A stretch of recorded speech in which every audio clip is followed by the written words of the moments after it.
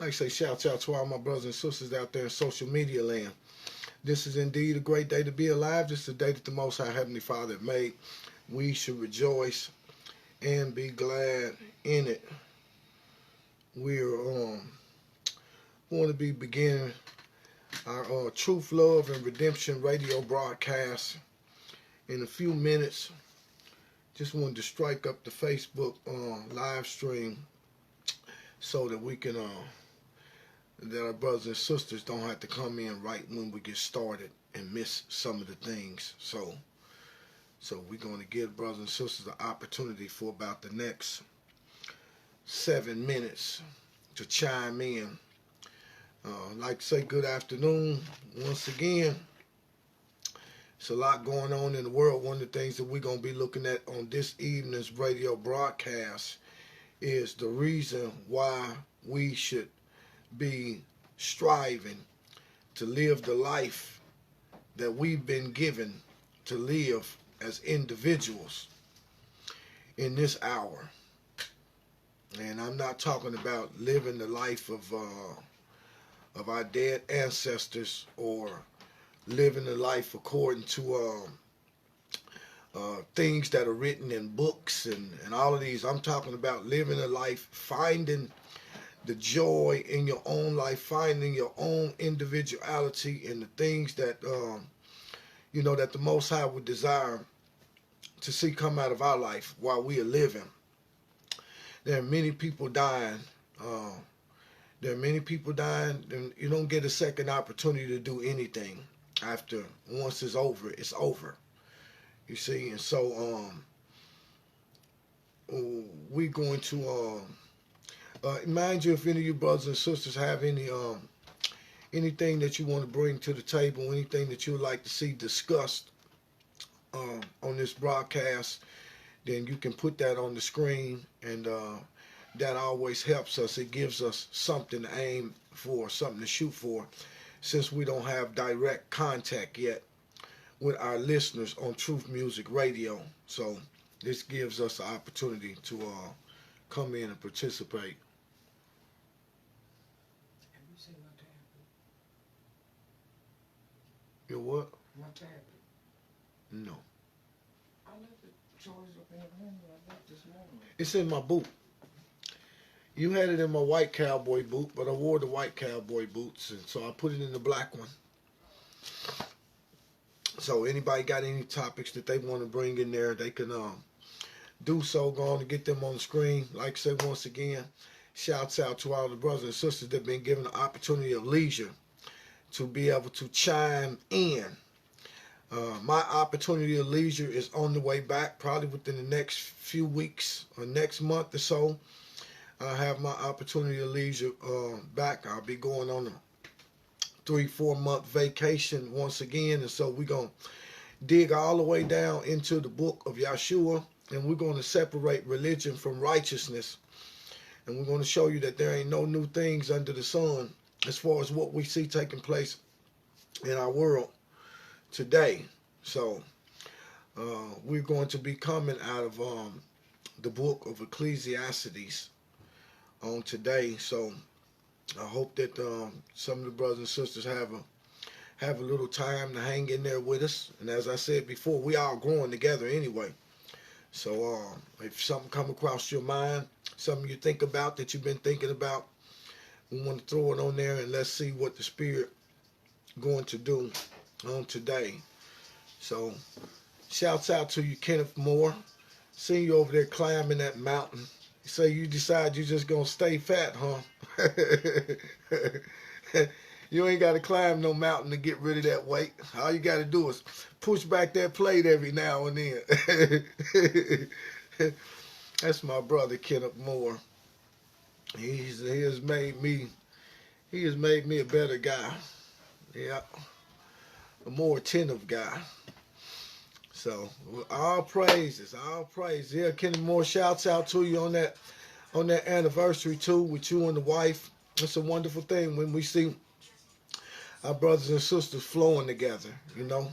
When we start thinking about things that's more important than ourselves, like, you know, keeping a marriage together, that's something that's worthy to be commended. So I didn't get the chance to holler at you on that, but now that I see you on the line, shouts out to you and your lovely wife, and wish y'all a happy anniversary and many, many more to come. So, has anybody got any topics that they want to bring forth? They may do so. We got about two minutes left. We want to count down 2 minutes before we go live into our Truth, Love, and Redemption radio broadcast. And so, we got truth. First, you got to hear the truth, and somebody got you got to love. You got to have some love, because you can't tell people the truth if you don't love them. And then we got to hear the truth, and then we got to be redeemed on top of that. And so, I was thinking about something today. I said, well, how can anybody benefit from a book that they haven't read? And how can anybody's life change from a book that they have read that they have not made the things that they have read applicable to their life? See, some things it just, and that's why I tell people all the time, righteousness ain't born in religious constructs. You can go to church all your life, and that don't make you righteous. Because at the end of the day, that book that they reading, you got to read it, and then those things that you're reading, those instructions, you got to find a way to make them applicable to your life in order to see a manifestation of that particular righteousness, whatever it is. So these are some of the things that we're going to be mindful of. Let's see. Let's talk about just the issues of life and living and arming yourself with knowledge from a spiritual perspective and understanding. Well, that's a good comment. But big bro, as you know, that's pretty much all we talk about. So we're about to get started on this here.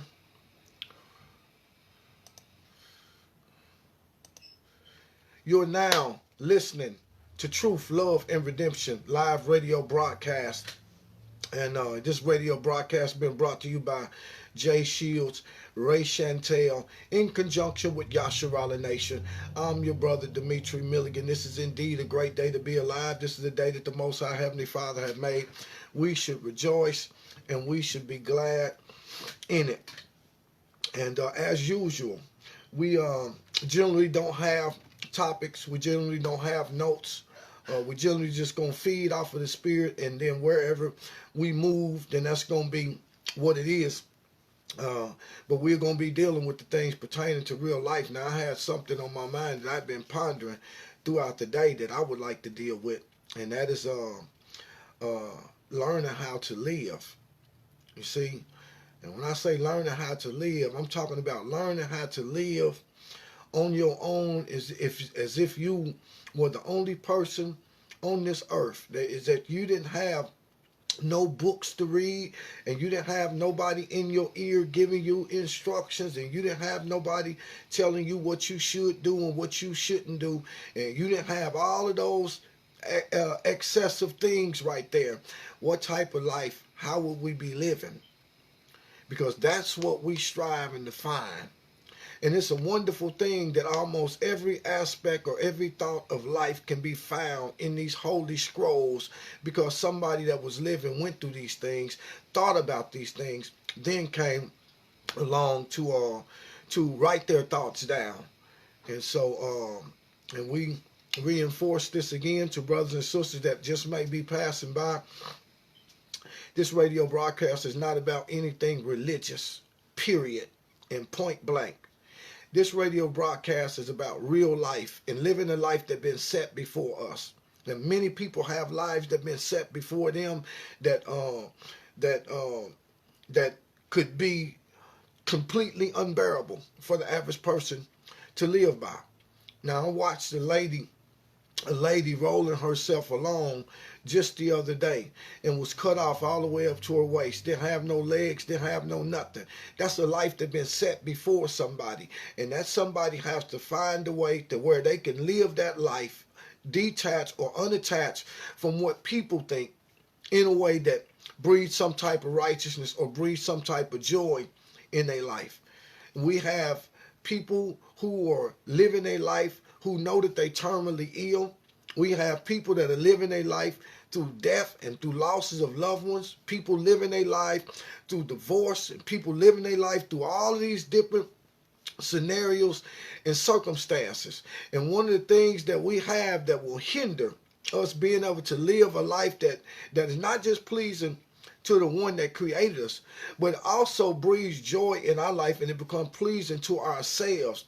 You'd be surprised how many people wake up every day and do not like themselves, do not like what they see in the mirror. And why is that a person wouldn't like themselves or wouldn't like what they see? See, these are things that we have to find a way to detach ourselves from in order for us to live our life.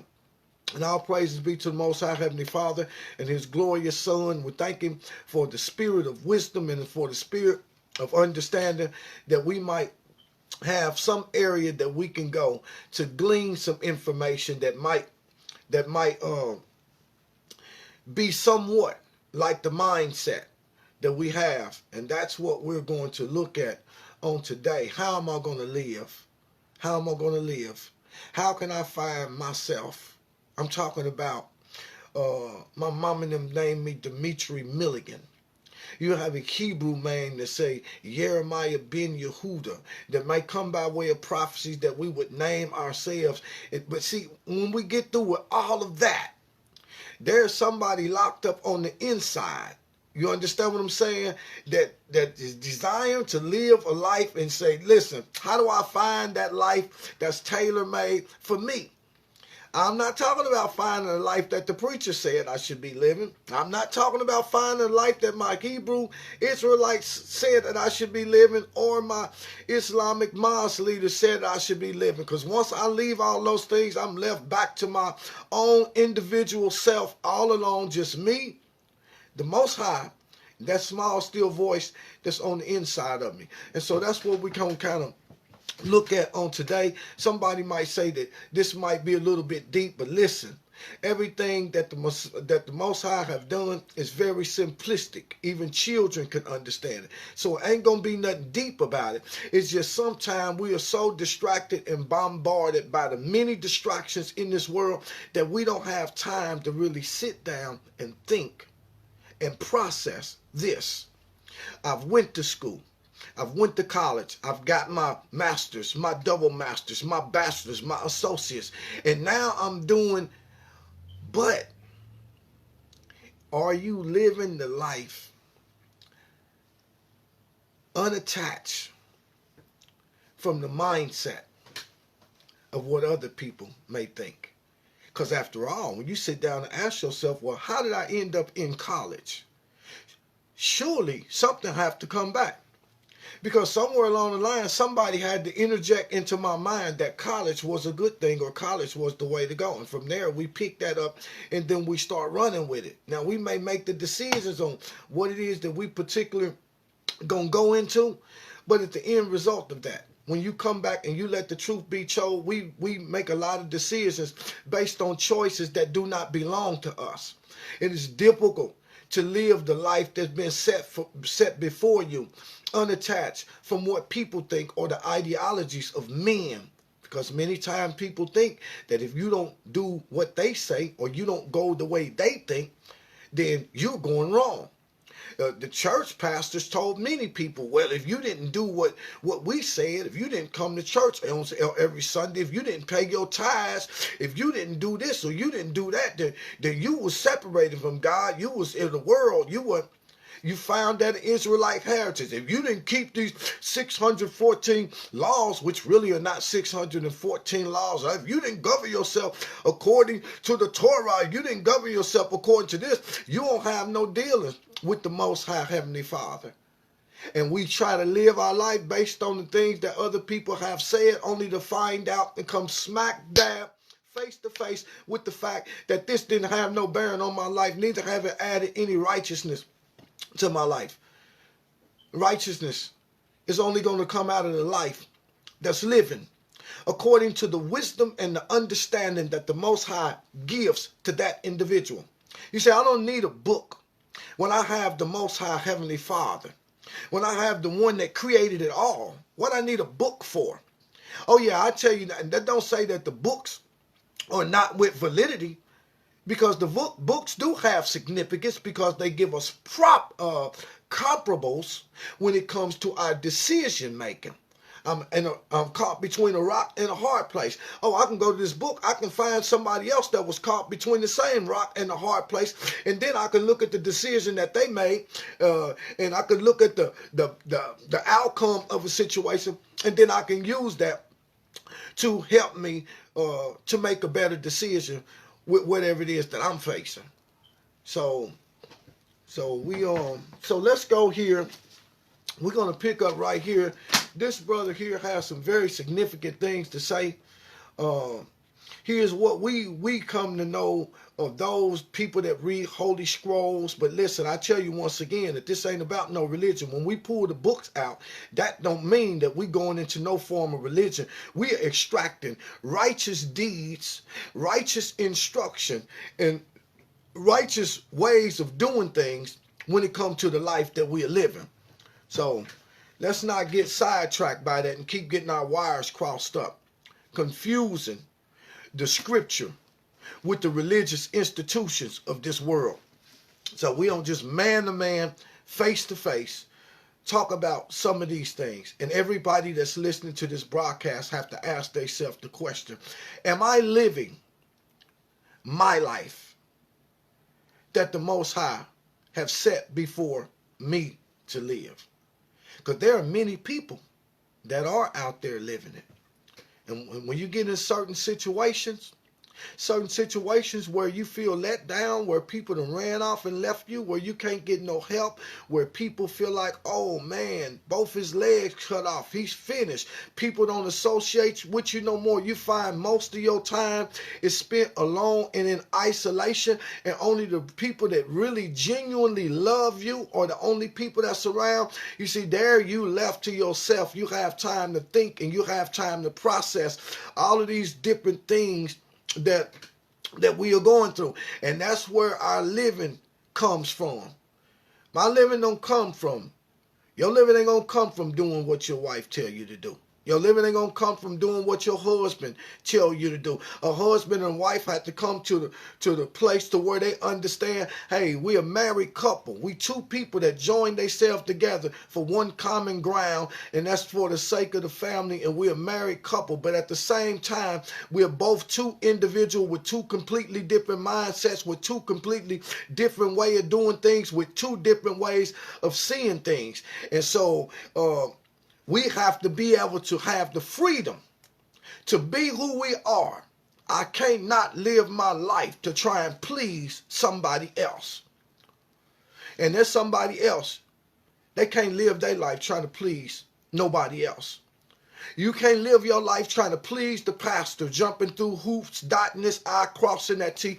You can't please, you won't please nobody. You won't please yourself. You won't have a good life, trying to go to every feast day, trying to keep every commandment, trying to do all of these things that your ancient forefathers done, and you ain't living your life. You're trying to make applicable the life that somebody else lived while you get the opportunity to live in this hour.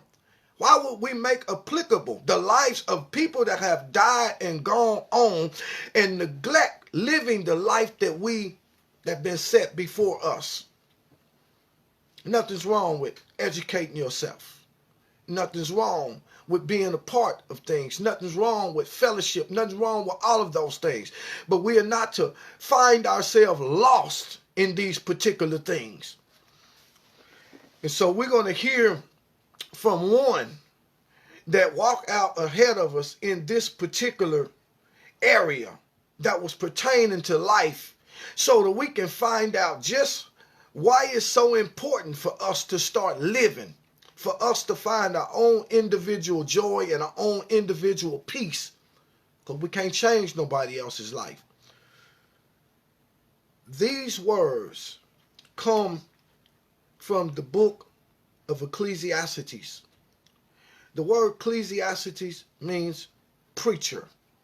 These are the words of the preacher.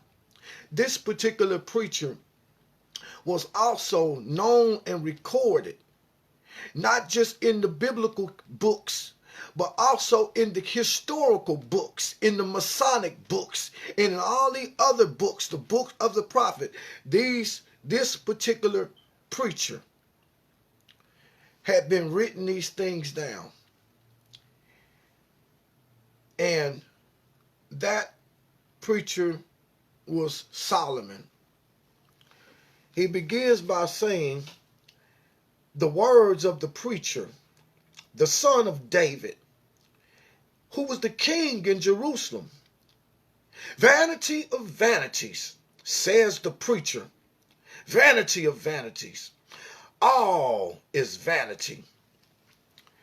Here's what the preacher came to. He was classified as the wisest person that would rule, or the wisest person that would be in the world at this particular time until the coming of the anointed one. His conclusion that he came to, he said, listen, man, vanity of vanities. What's vanity? Meaningless. Everything is just completely meaningless. What does it matter that I did this? What does it matter that I did that? What did it matter that everything is completely meaningless? He said everything is meaningless. Your education is meaningless. Your worldly knowledge is meaningless. Your good deeds is meaningless. He said all of these things are meaningless. Why would he say that? Because we strive real hard to do things in this world that have meaning or have value. What would make the wisest man come to the place to where he declared it all meaningless? Well, let's go find out. He says, what profit do a man have from all of his labor which he takes under the sun? Seems pretty simple, right? What profit do a man have from all of his hard work and all of his labor that he take under the sun? Let me ask that question to somebody that's 75 years old who have worked all their life and they have retired. You ask them, what profit have your work, your buying, your saving, what have it profited any of you from the things that you have gathered up or acquired over the course of your life? What profit? Where's the profit at? You see, because that's what we do right now. And we know this is a good thing for a man to work because God ordained work. And he tells us in the sister book, Ecclesiasticus, to hate not laborious work, neither husbandry. So, but that's not the issue of whether or not he sanctioned work. The question that's being asked is, what has it profited us that we have worked our whole lives under the sun and gathered? Some have worked and gathered, some have worked and not gathered. But at the end of the day, all of the energy that was invested into going to work and doing these things, there's a question, a lingering question that's asked, and it's asked for a reason. And as we keep going, we'll find out the reason. We'll let the preacher do the explaining. One generation passes away, one generation dies, and another generation is born. But the earth abides forever. See, this is the preacher asking himself questions, trying to find himself in here. Being the king, he was able to do any and everything that he wanted to do, all that the world had to offer. But what could bring a person to that place to where they can do anything that they want to do? See, now you start to sit down and think about things that are reality. He said one generation is constantly dying off, and then another generation is constantly being born. But the one that died off, they had to have a place to live. And the one that's being born, they had to live in the same place as the one that died lived in. He said one generation is constantly dying, and then another generation is constantly being born. He said, but this earth is abiding forever. I don't know if you really understand how bad that is of a thought when you start factoring in the fact that we all have to die. And once we have to get ready to die, And you find out that 50 years of labor, buying my houses, buying my cars, putting my children through college, and all of those things, none of those things can get me up off of my deathbed. And now it's going to have to be time for me to leave. And once it's time for me to leave, where has anything that I've ever invested in this world profited me? What profit do a man have from all of his labor? See, understanding and thinking these traits of thoughts help you to put your energy in places that it can become profitable. And he's letting you know.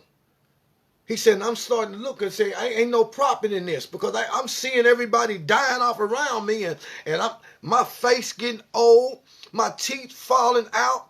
I can barely eat food anymore. I got to wear glasses, you know what I'm saying? I crawl out the body and I'm aching. I need to take a leave or some Bayer aspirin. I got pains that just come out of nowhere, you know what I mean? That's because one generation is constantly dying off, while we see people showing up with new babies every day. And you start thinking, you said, man, 40 years done went by so fast. What happened to my life? Then you start to realize that I have not lived the life that was set before me. Hindsight and looking back is 2020. The old folks used to say, if I knew now what I knew then, I would have made a set of choices and decisions that were far different from the ones that I've made. And that's what we're talking about now. We can start making those sets of decisions and choices right now, but those choices are going to come completely unattached from what people think or what other people want you to do. He said one generation dying off and another generation is constantly being born. You don't believe it? Turn the news on. You got people getting murdered on a daily basis. Men killing their brothers. Men killing women. Women killing women. You got hospitals full of people. The hospital is what I call the death camp, because it's the final resting place for sick people to where they can go and die. You got hospital. You see how much death we surrounded by? You got fires sweeping through all over the country. Floods. You got plagues, COVID-19, monkeypox. You got all these different things. You got food killing people, medicine killing people. You got all the people killing people. You got all of these things that's going on. And Solomon was seeing this in his time. He said, man, all these people are dying around me, and I know sooner or later I'm going to be next. Wait a minute. Where's the profit at? That I invested all of my energy into things of this world. What can I take with me? One generation is dying, another generation is being born. He said, but the earth abides forever. Why is it that the earth is abiding forever? How is it that the earth can still be here while all of these people then came and then died? And then all these people keep being born and they get to live on the same earth, but the same earth is standing there. Now, mind you, things in the earth die too. Look how many forests and how many trees have been cut down. Look at how many animals have gone extinct. You see, all of these things that have fleshly bodies got to leave this place. Why is it that the earth abides forever? Why is it that the earth don't have to die? Can anybody answer that question? Why is it that the earth don't have to die? How is it that all the people have to keep dying and being born and dying and being born and dying, but the earth, it don't never die? See, that's what Solomon was looking at. I can't understand that. Why is it that the earth don't have to die? Yeah, the trees die. All type of other things. The grass dies during the winter months. It resurrects itself. You see, the earth is still here. Why is it that the dirt don't have to die? The dirt is living. It's a living entity, and things grow out of it. Why is it that the dirt don't have to die? Why is that I got to die and I come from the dirt, but I'm going back to the dirt that I came from, and that dirt that I came from going to continue to produce other dirty bodies like mine? It's something to think about. You see, because what we doing is we striving to redirect the mindset. That the mind is not thinking about superficial things, like what gathering I'm going to go to, what church I'm going to go to, whose choir I'm going to sing in, what mosque I'm going to go to, whether I'm going to pray 5 times a day, what language am I going to speak. See, we're trying to redirect the thinking from superficial things, because it don't matter if you learn every language that's on the face of the globe. What will it profit you in your day of death? Because what tongue can you speak that will stop the death angel from coming after you? Can you speak in a tongue that can stop the death angel or turn him around and strike? What tongue can you speak that'll reverse your biological clock while you're getting older or make you start getting younger? It's just redirecting the mindset. It says the sun also rises and the sun goes down, and then the sun goes back to the place where he arose from. The wind goes toward the south. It turns and goes and turn it to the north. Then it whirleth about continually. And then the wind returns again according to its circuits. All the rivers run into the sea, yet the sea is not full unto the place from where the rivers come. They then return again. All things are full of labor. Man cannot utter it. The eye is not satisfied with seeing, nor is the ear filled with hearing. The thing that has been, it is that which shall be tomorrow. And that which is done is the same thing which shall be done again. And there is nothing new that is under the sun. Not even this conversation that we are having. This conversation that we are having have already been had. So there is nothing new under the sun. These thoughts that an individual are thinking, they are thoughts that are being thought on this very day. Now, let's look at some of the significant things that's contained in what Solomon is saying.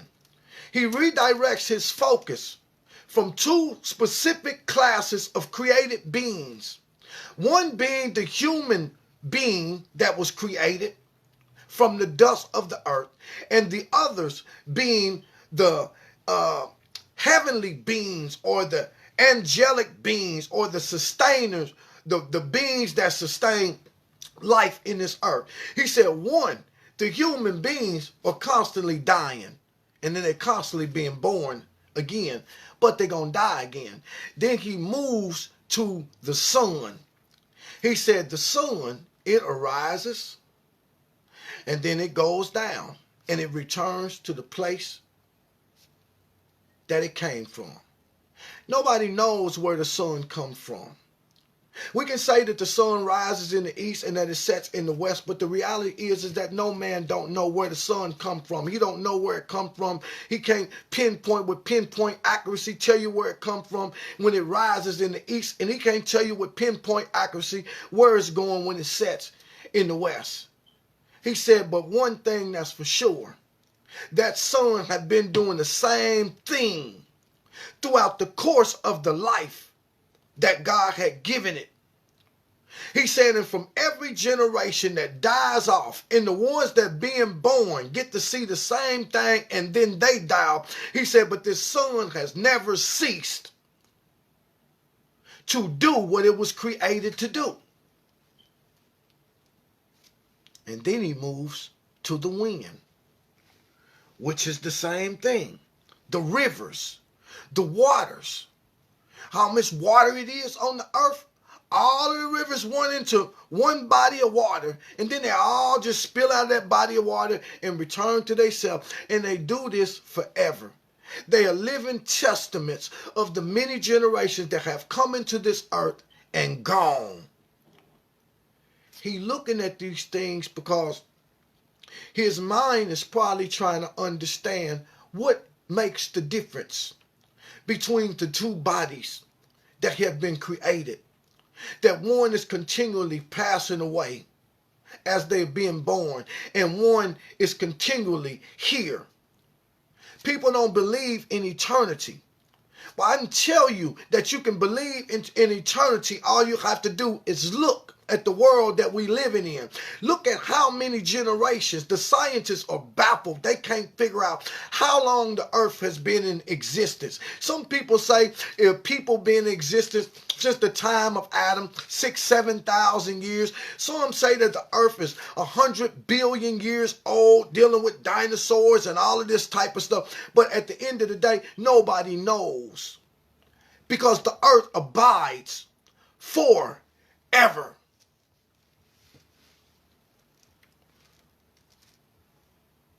Why don't we abide forever? And were we ever meant to abide forever? And if we were meant to abide forever, what have prevented us or hindered us from abiding in this earth forever? Just something to think about while we are reading the words of the preacher. He said there is nothing that's new up under the sun. Everything that we see has been done. It's another form of redirecting our mind. Let me give you an example. I'm what you classify as a poor man. Okay? In the eyes of this world, I'm a poor man. To be poor means that you are financially or economically impoverished, because it's based on a criteria that's set dealing with your income. And me, just like many of my other impoverished brothers and sisters, have never been exposed to the things that rich people have. And we can get a car that ain't even new. Or we can get a house that was built back in the 60s and it's refurbished and it's nice. And then we can rear back and stick our chest out as though we have arrived.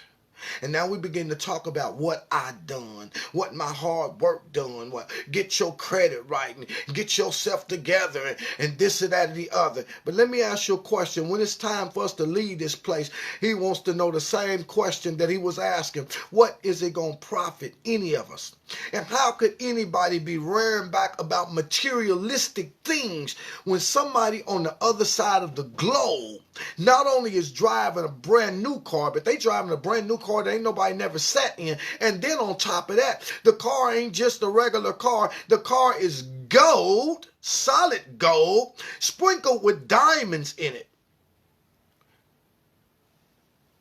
But it don't matter, because what profit would he have?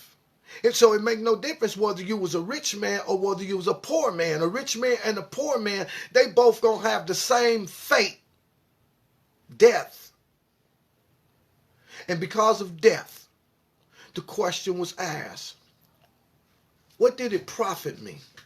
What did it profit me that I was a pastor for 45 years at such and such a church? What did it profit me that I was deacon, that I was bishop, that I was Moreh Kohen? What did it profit me that people called me elder? Once my body started failing, and once I got sick and went into the death camp, never to come out again, where was the profit at? What did it profit me? What did it profit any of us? We would best do the very best that we can. Just find the life that's meant to be lived, so that we can find the true joy that is supposed to come out of it. Solomon said there ain't no new thing under the sun. What profit would your knowledge? Where your profit at? How much wisdom could you acquire? Ain't nothing new under the sun. There was one before you that already had it. Solomon said, I had more knowledge, I had more wisdom than all of you. And look at us out here swapping, spit, trying to impress each other with what it is that we think we know. Arguing about who's right or who's wrong. What do it profit anybody, whether anybody's right or whether anybody's wrong? Because the one that's right is going to the same place that the one that's wrong is going to. He's going back into the dirt. And we need to know, where's the profit? Is it anything? Is it anything in this world where it may be said, look at this, this is new?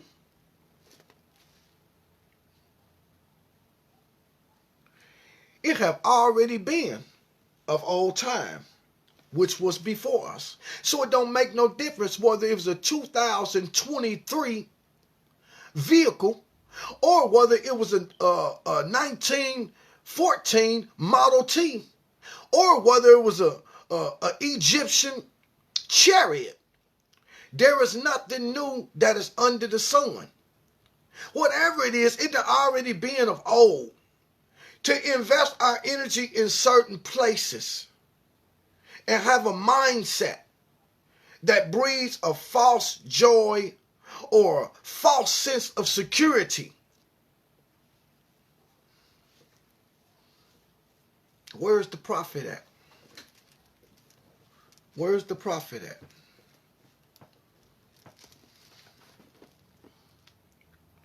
He said, there is no remembrance of former things, neither shall there be any remembrance of the things that are to come with those that shall come after thee. Because one generation is dying. He said, and once they die, there shall be no remembrance of them. I know. We got grandma's picture on the mantle. We got grandpa's picture on the mantle. Grandpa and them are dead. You know what? After a couple of generations, grandpa and grandma won't even be a memory in the minds of their bloodline or their offspring. You see, because as I'm a father, my children know me. My grandchildren know me. If I have great grandchildren, I'll probably won't get to see them get big enough to really get to know me. My wife knows me. My sisters and my brothers know me. My cousins, my nieces, and my nephews, they know me.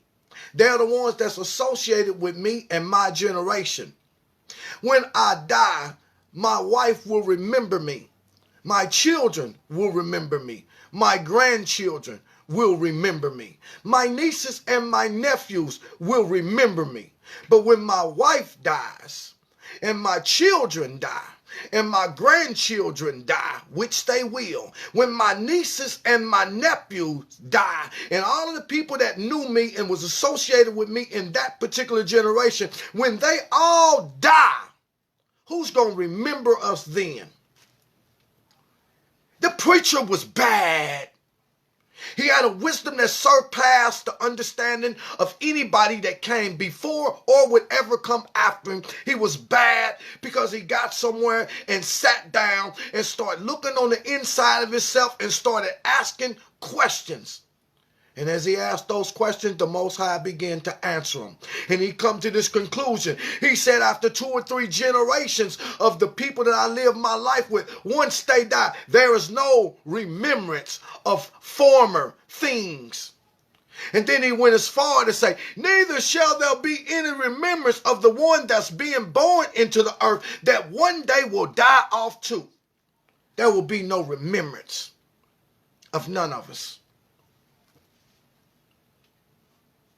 So what does it matter what somebody think about me? When tomorrow, nobody will even know that I ever existed on the face of the earth.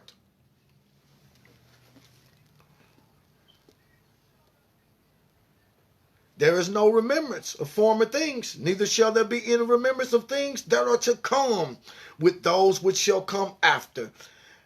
I, the preacher, I was the king in Jerusalem, in Israel, and in Jerusalem. And I gave my heart to seek and search out by wisdom concerning all things that are done under heaven. This sore travail hath God given to the sons of man to be exercised with. He said this was a sore travail that God had given for the sons of men to exercise, to be able to expose themselves to all of the things that can be done under heaven, to be able to use their time and use their energy to try and seek and figure out things while they was under heaven. He said, why did he call it a sore travail that God given men? He said, and I have seen all of the works that are done under the sun, and behold, everything is meaningless. And it didn't do nothing but vex my spirit. That which is crooked cannot be made straight, and that which is wanting cannot be numbered. I communed with my own heart, saying, lo, I am come to a great estate, and have gotten more wisdom than all they that have been before me in Jerusalem. Yeah, my heart had great experience of wisdom and knowledge. And I gave my heart to know wisdom and to know madness and foolishness. I perceived that this also was vexation of spirit. You see, and I'm telling brothers and sisters all the time, you'll never be wise if you can't live your life in this earth. You'll never be wise. You'll never understand if you can't live life. This is the preacher declaring. He said, listen, I sat and I sought out. It was a sore travail because no matter what I sought out, it never came back in a way to where it could become something that would be profitable for me. He said, I sat out to find wisdom and to know madness and to know foolishness, because those are the people that you have in this earth. You have wise people, you have mad people, and you have foolish people. He said, but I wanted to understand where a wise person got his wisdom from. I also wanted to have a clear understanding of what causes a person to be mad or have a messed up mentality. I also wanted to know, what did a fool get out of his foolishness, and what was it that held him as a captive to foolishness? What was it about foolishness that he made that choice his portion for this life? He said, I wanted to know all of those things. And you can't be wise if you're not exposed to all of those things.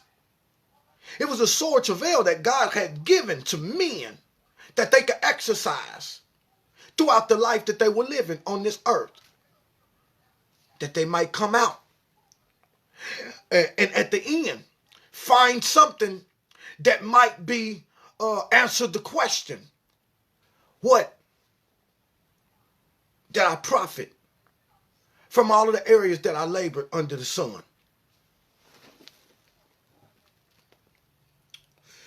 It says,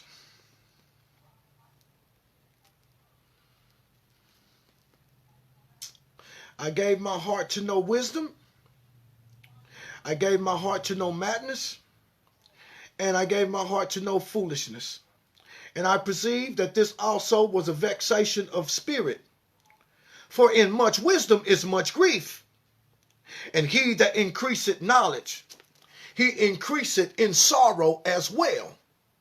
He said this was a sore travail, because what I came to understand is that with much wisdom came much grief. When I sought out to be wise, I had to make a journey into the madness of men. He said, but once I started understanding the condition that somebody else was in, it made me sorrowful, because somebody have to be in the spot. They have to occupy the spot of madness. And when you have wisdom, you have a desire to bring people from one place into another place. And so you know things that can get people out of certain situations. But when you find out that no matter how much you know, you can never get a person out of a situation that God meant for them to be in, He said, I realized that my wisdom became grievous to me because it exposed me to different facets of the lives of other people that they were literally helpless even when you probably had the answer. He said, I understood that with much wisdom was much grief. And as I increased in my knowledge of what caused a fool to hang on to his foolishness, my knowledge caused me to be sorrowful because now I see people in places of hopelessness when there is hope. Even though it's right there, staring them in the face, they don't have the capacity to reach out and get it. And many of you may experience some of these things in your life now and may not understand what they are on your quest to be exposed to some of these things. And then you try to deal with your brothers and sisters who seemingly are in a lost place, only to find out is that no matter how much you talk, they can't receive it. It'll cause your heart to be grievous. It'll cause you to be sorrowful. When people look at you and they get the wrong idea about who you are, it'll make you grievous when you can say one thing and by the time it gets to another person, it is something completely different. And where it would have been peace, now it's an argument and they ain't heard anything that you were saying. He said, with much wisdom is much grief. And as I increase in knowledge, I increase in sorrow as well. Is there anybody out there in radio land? Is there anybody out there in this Facebook world have ever been in a situation to where you tried to genuinely put some love on somebody that was based on a gift that was given to you and they couldn't even see it? They couldn't even have a comprehension of the most simplistic form of explanation of what you were saying. Is there anybody out there? Have you ever talked to your children about things that you know from life's experience and life's wisdom? And they stared at you as though wasn't nobody there. They couldn't comprehend it, ran out and made the same exact mistakes that you was. Is there anybody out there that can comprehend what the preacher is saying? Many of you are on a quest to acquire wisdom and knowledge, and you don't even have no idea what it's going to cost you. And when you start reaping the benefit that comes from having wisdom and knowledge, then you don't know how to handle it yourself. Oh, everybody don't like me. They don't like me. Oh, my mom and them, they don't walked off and left me. Oh, man, the people, every time I come around, it's just oh, man, I just can't do that no more. Well, see, the thing is that the preacher is telling us that it was a sore travail for him to go out and do these things. Many people want to be biblical scholars and all of this. I done spent half of my life reading the scriptures and dissecting and praying and all of that, only to find out that I'm walking around with the biggest broke, lonely heart that you can have. Many people don't have no idea what it's going to cost them. And at the end of the day, what did it profit me to be able to do all those things? When I turned around and couldn't spit those words of faith out when the doctor told me that I'm the one that's terminally ill. What did it profit me? Out of all of my accolades and all of my accomplishments, all of my houses, all of my cars, what did it profit me knowing that now I got to die?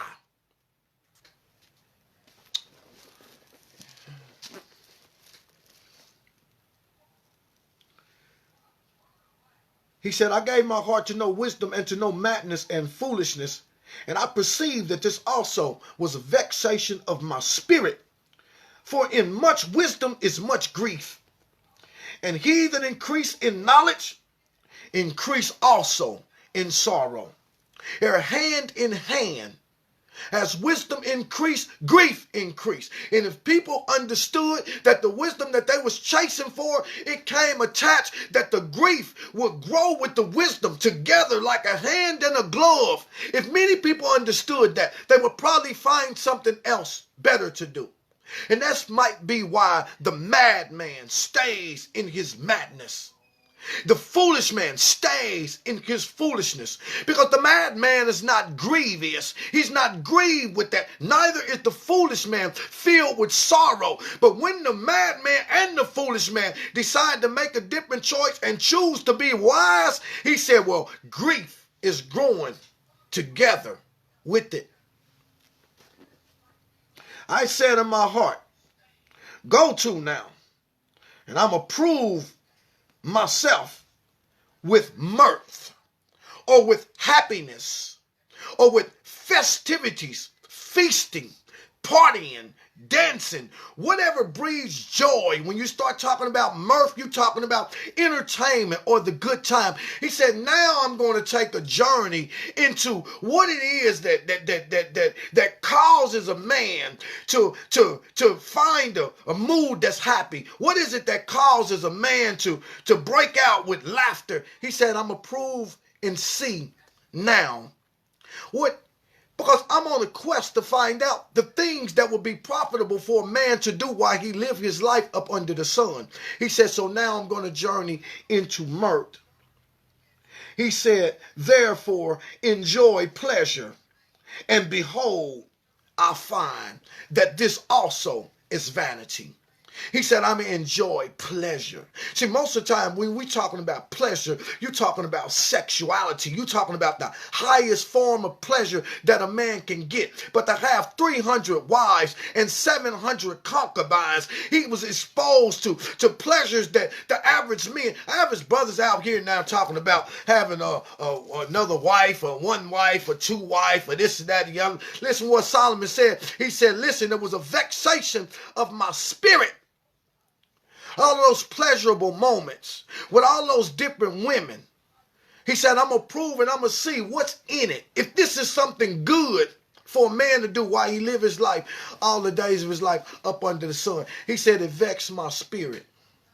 He said, I had all those wives, I had all those women, and I was the king. All I had to do was snap my finger. I could have one down here playing with my feet. I could have another one playing with my willy. I could have another one feeding me grapes or tongue kissing me. I could have another one giving me a massage. He said, and all that was pleasurable. But at the end of the day, as I kept getting older and my body started ceasing to function like it was supposed to function, I realized that even the memories from the pleasurable moments couldn't make my willie get up again.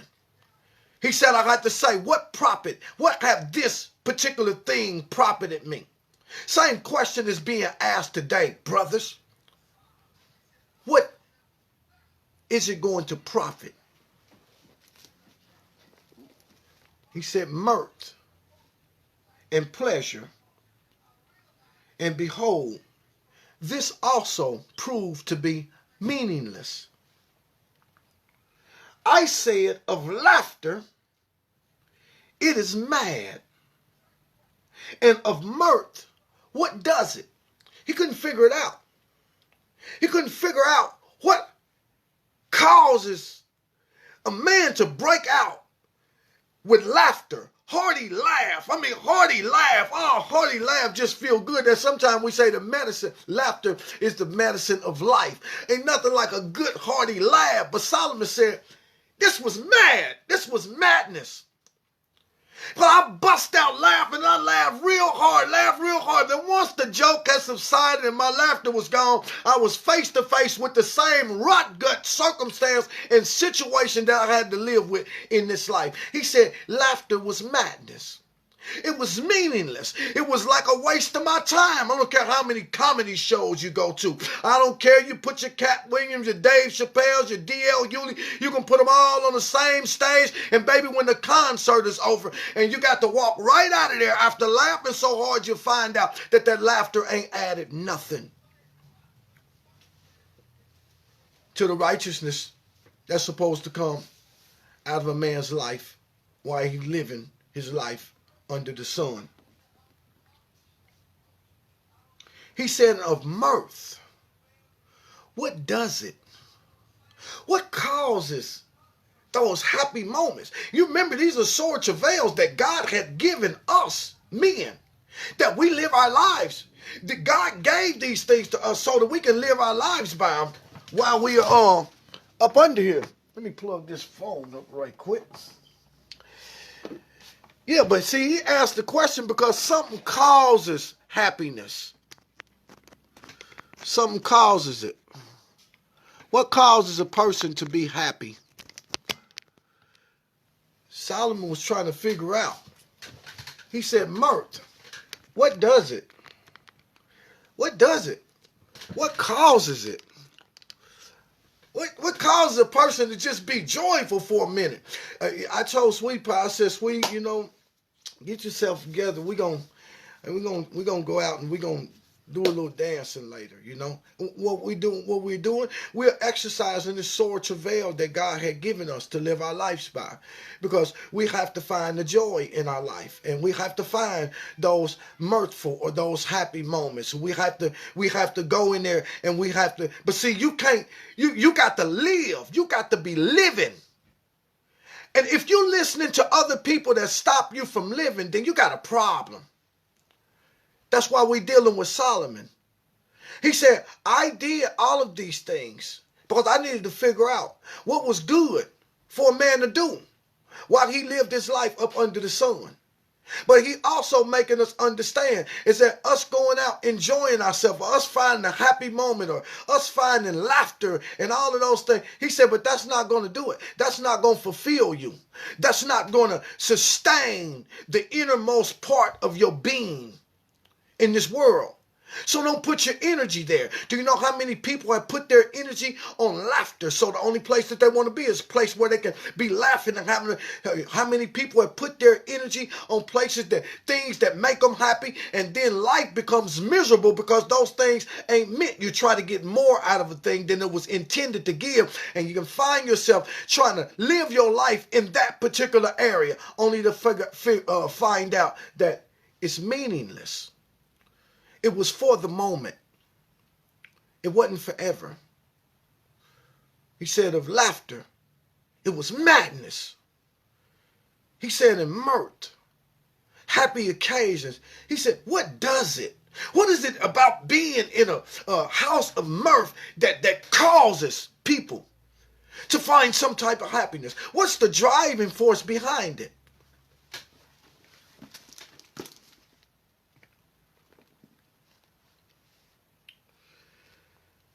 He said, I sought in my heart to give myself unto wine, yet acquainting my heart with wisdom, and to lay hold on foolishness, till I might see what I may see whether that was good for the sons of men, which they should do under the heaven all the days of their life. You see, Solomon was the king. And Solomon was the preacher. He was the head honcho in all of Israel. And he was responsible for judging righteously amongst the people. That you can't be in a place of judgment, where you can't be in a place to where you have to discern or judge righteously amongst people without being able to understand the plight of their situation or the plight of their life. But that ain't what they told me at church. They told me at church that you had to detach yourself from the world. That you couldn't be around those people. You weren't supposed to be out there in that party house, in that house of mirth. You weren't supposed to be out there with them people out there doing all that comedy. You're supposed to be in church on Sunday morning, Sunday evening, Sunday afternoon, Wednesday night. Preacher meeting, prayer meeting, Bible study, you know what I'm saying? You're supposed to be there. Deacons meeting, usher board meeting, pastor's anniversary, pastor church anniversary. You're supposed to be there. You ain't supposed to be out there. That ain't what my Israelite brothers was teaching. You ain't supposed to be out there doing that. You're supposed to be in the Sabbath. This is the Sabbath. This is the Sabbath. This is the Sabbath. Honor the Sabbath and keep the Sabbath holy. But they don't know what keeping the Sabbath holy is. You're supposed to go to these feast days. You're supposed to be in the feast day. Every 3 years, you should make your trip to Jerusalem. And there, you bring your tithes to the Lord. And if your tithe is too much that you can carry it, then you go and sell your tithes for cash money. And then you meet me in Jerusalem, and then you bring to the money exchangers your cash money, and then you buy your tithes back. Whether it be oxen, whether it be corn, whether it be wine, whether it be oil, whatever it is, and there you eat. Because see, that ain't what. They told a bunch of lies. They told a bunch of lies, people. I sought in my heart to acquaint myself with wine and be conscious of holding on to my wisdom in the process, because I was looking for something. Well, you ain't got no business out there drinking wine. You ain't got no. You know what? You see, there is no temptation that can overtake a man except that is common to a man. And the Messiah was able to be touched by the feeling or the infirmity of every man on the planet because of his exposure to these particular things. He said, I sought in my heart to acquaint myself with wine. I know what Mama said. It's not good for kings to drink strong drink and princes to drink wine. He said, I know that, but I need to know why it's not good. I need to know what comes from drinking wine. I'm going to keep my wisdom intact. That means that my mind is going to forever be conscious of the fact of what the wine is doing to my thinking, so I can be able to comprehend the thinking of the people that's going to show up tomorrow with headaches, and I got to be able to judge righteously.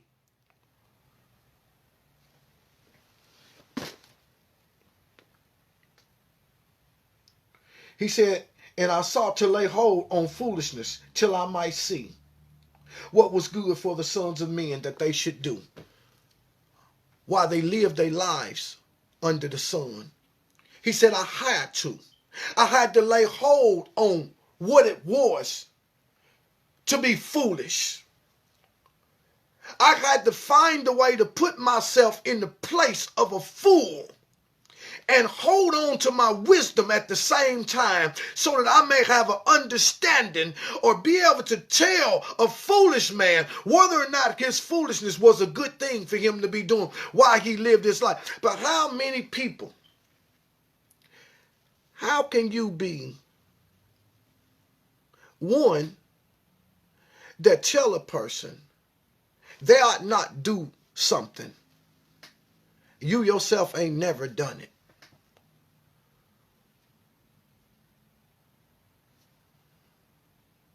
He said, that's where my wisdom is coming from.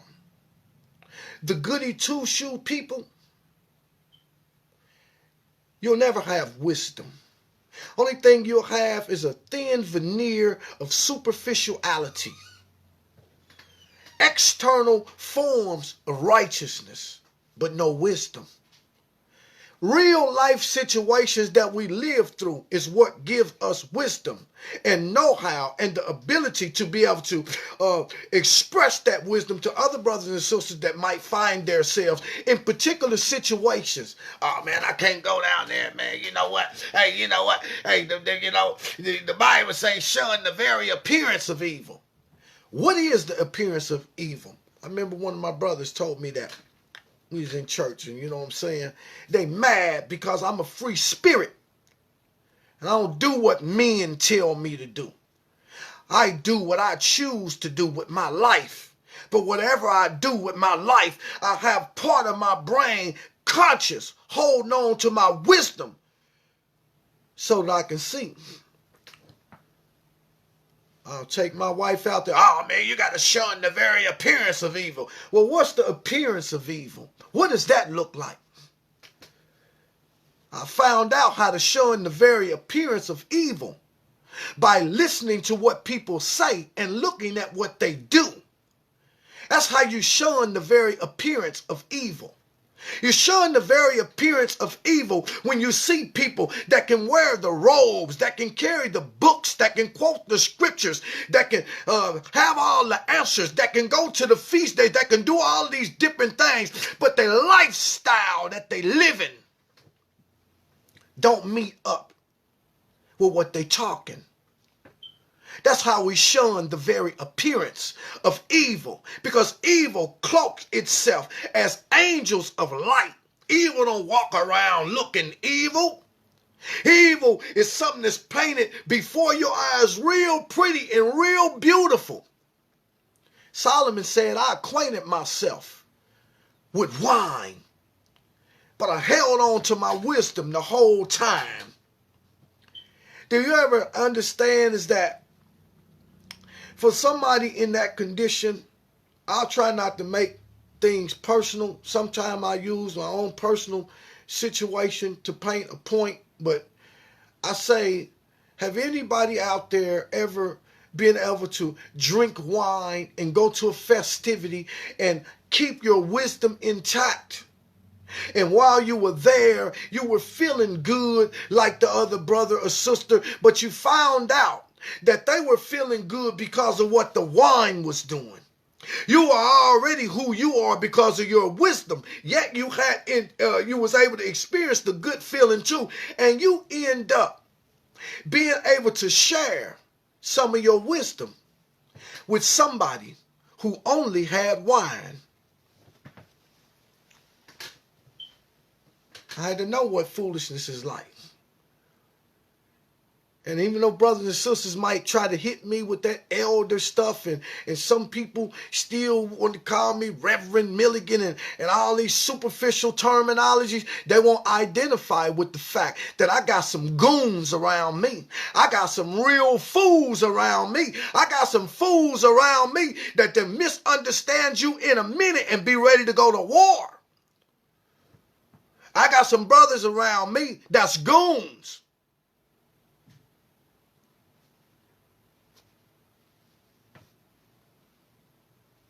Because how else you going to find out what's good for your life? Except you find a way to acquaint yourself with all these other things instead of sitting back on the sideline talking about, I don't see how they can do that. I don't see how they can do that. I wonder what's wrong with them. Why they can't, I'll tell you why. Why don't you journey into where they at and you try it for yourself, and then you'll understand how they can do it. Because once you get there, you'll find, oh, I'm sorry. I didn't know she was doing that. Oh, man, she was molested as a little child. Then her uncle and them did her. And then next thing you know, she got a guy and he did this to her. And somebody got him on drugs. And once you get close enough to a person and you understand, you enter into that place that they in, then you can understand how they're able to do it. Because like I said before, we have to learn to live the life that's set before us. Not no pre-programmed type of life that people think you ought to be living. Can't tell me how I'm supposed to live. If you let somebody tell you how you're supposed to live, that's on you. And I'm talking about not just people that speak with audible voices. I'm talking about the books that speak as well. You can't live the life of Abraham. Abraham lived this life and he's a dead man, and you're going to be a dead man tomorrow, just like Abraham, all the other prophets, even the Messiah. You're going to be a dead man just like the rest of them. God forbid that we die, leave this earth, never having lived a life that's been set before us, because we're listening to other people telling us what they think is good for us to do ain't good enough. We got the wisest man that graced the face of the earth journeying through all of these places so that he can find out what was good for a man to do while he lived his life up under the sun. Now, how many areas of life have we journeyed through? Can we say, like Solomon, that we acquainted ourselves with madness and to know foolishness? Have we acquainted ourselves with being a fool to being mentally distraught? Have we acquainted ourselves with being full of wine and being in a house, a party house? Have we acquainted ourselves with these things? Then if you ain't acquainted yourself with these things, how can you tell anybody what's good for them to do? And that's why when them brothers came to the Messiah, because he healed a man on the Sabbath, he said, well, you know what? You healed a man on the Sabbath. He said, well, let me tell you something. Let me ask you a question. Where do you think the Sabbath come from? Do you think God ordained it, or do you think that it comes from the kingdom of darkness? He said, well, I think God ordained it. So he said, because he answered rightly, the Messiah rebuked them about the Sabbath. And he asked them a question. He said, which one of you can heal a man by speaking a word? And they said, we can't heal no man by speaking a word. Then if you can't heal a man by speaking a word, you ought to keep your mouth closed, because you can't talk to me who have the power to do these things that you can't do. And that's the same thing Solomon's saying. You don't have the power to talk about things that you have not been through. You go through them with a purpose in mind. Remember some of the old preachers, man, you can't be out there like that. You can't be out there like... I know what it was.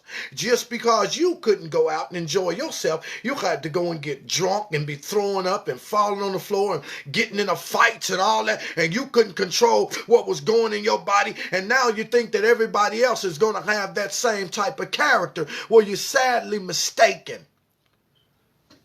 Remember, the brothers was out there singing the quartet group. Well, I know about these quartet groups. I know about, you can't be out there, man, these quartet groups and all these women out there corrupt. And all of my brothers is handsome and look well and sing good and everything. But just because you brothers couldn't handle it, and you're supposed to be singing about Christ and end up accidentally in another man's wife, and just because you was doing that stuff, that don't mean that somebody else is going to do it.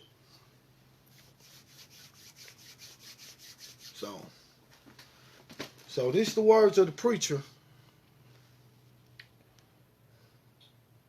So he said, I sought in my heart to give myself over to wine, yet acquaint my heart with wisdom, and to lay hold on foolishness. And my purpose was that I might see whether these were things that were good to be done by the sons of men while they lived their life. He said, I didn't go into madness to become a madman. I didn't go into foolishness to become a fool. I didn't drink wine to become a drunkard.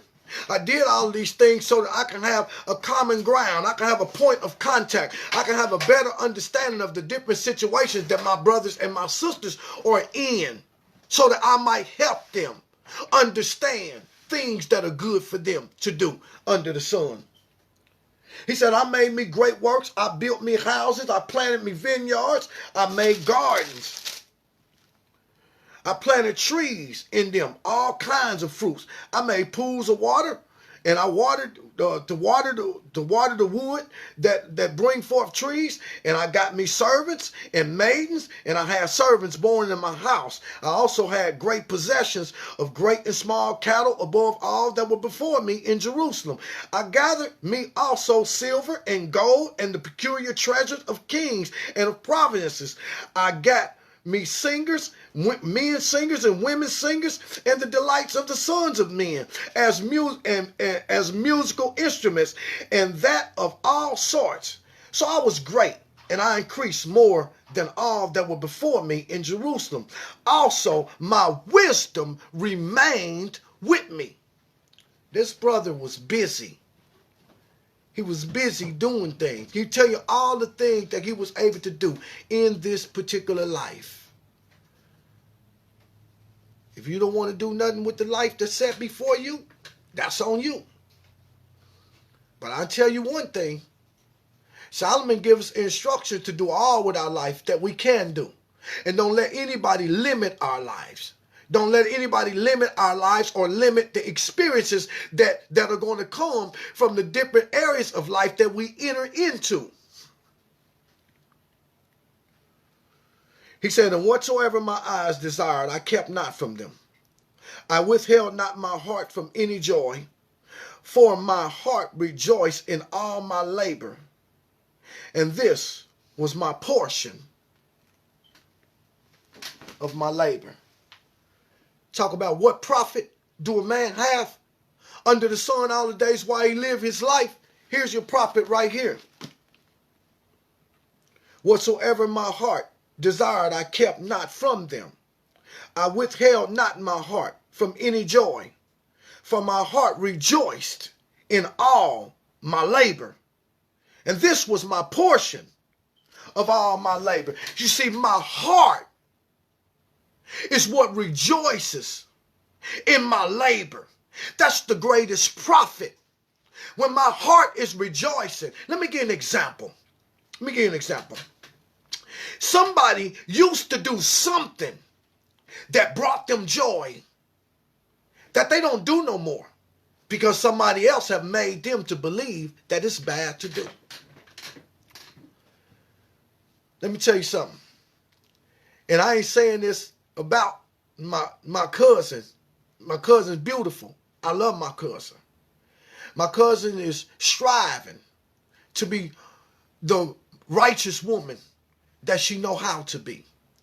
I remember when we grew up, before we knew anything about any type of religion, before we knew anything about any books, before we had any knowledge of anything, we just had a pureness of heart as children. And I used to walk over there and I would get my cousin. We was teenagers and we'd go to the local little parties and we'll two-step and we'll two-step and we'll two-step. But you know what? Over the years, as we got grown and we start going into different places, I noticed that my cousin, she didn't do certain things anymore. Like she didn't go out, and enjoy herself no more. And I'm not knocking her for that, period. I think she had a bad experience one time in the club, so she just decided that she didn't go. But we just had a family reunion about 3 weeks ago. And my cousin, she was geared up, and she was wrapped up, and she was geared up. And you know what? And I was the DJ. And so I kicks in a song that was old school. And I looks over there at her, and she's feeling good. It's memories that's coming back. And so I jumps up from the DJ booth, and I goes out there to the table, and I gets my cousin. She was a little reluctant at first, but I took her hand, and I pulled her up from the table, and I said, "Come on, girl, we're going to dance. You ain't lost nothing." And she seemed like she was a little standoffish for a minute. But after I turned her the first time, all that two-stepping ability came back. And boy, before you know it, me and my cousin, we was cutting it up. And I can feel the joy and the happiness radiating off of her because of that moment. And the joy and the happiness was radiating off of me too. Because I want people to know this don't define who you are. And if anything, this is an exemplification of your righteousness when you can move with your brother or your sister and you can flow like water. It's something that made you feel good once upon a time that for whatever reason, it's been taken away. We go through these things.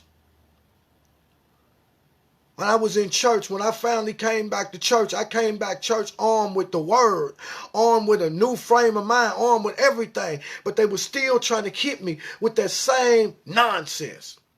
Well, you know what? Them Versace shirts and them, silk slacks and them colored ballet shoes up there. You standing up there with the men now. The old folks is complaining like you're standing out too much. You know what I'm saying? You need to be more like the other men or this, that, the other. You see, people take things away from you. You can't take my attire. That's how I'm built. And you can find yourself. I look up, I done give away all my Versace $200, $300, $400 shirts, color suede shoes, ballys. I done given away all of my stuff and let them transfer me into a suit. But they couldn't take that look away from me. I wasn't meant to blend in. I'm always going to stand out. Even though I'm in a thrift store suit and a tie that come from hand-me-downs from some other preacher, I'm still standing out from the rest of the men up there. You can't take my individuality away from me. But see, people will take things away from you that make you feel good about who you are while you're trying to live your life. You can't let people take things away from you. Solomon's letting us know that each individual has a life to live, that nobody can live it for you. You can't stop living your life because you come in contact with the fact that you're an Israelite.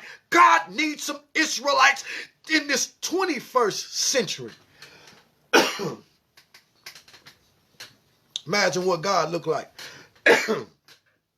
Look at them, they found out they Israel.